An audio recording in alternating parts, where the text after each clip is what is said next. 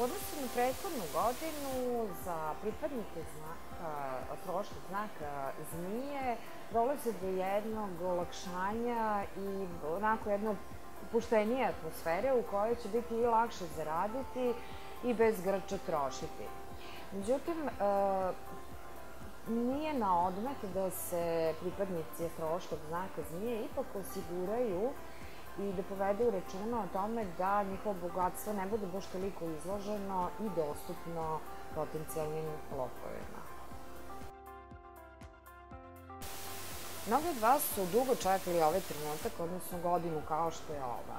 Zašto? Pa zato što ćete u toku ove godine moći zaista da zasijate. Reflektori će biti upereni na vas, međutim, neophodno je da se i sami uključite, neophodno je da kažete i da pokažete šta sve znate da radite, neophodno je da se prikažete onima koji trebaju da vas primete, znači nadređenima ako želite da se zaposlite ili potencijalno nekoj osobi koja vam se dopada. Znači, radite na tome, budite glasni i pokažite ko ste. Ove godine vam je kratak fitilj kada su u pitanju emocije i relacije emotivnog karaktera.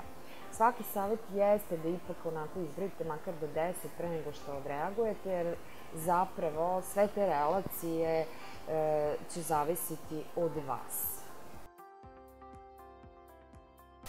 Kako god da to uobičajeno zvuči da se kaže, ipak nemojte dopustiti da vam zdravlje u ovoj godini bude na poslednjem mestu. Obratite pažnju na urinarni sistem i na stopala. Nemojte da dopustite da nešto što onako vam se čini da nije ni opasno, se zapravo pretvori u jednu ozbiljnu i hroničnu bolest. A moguće je.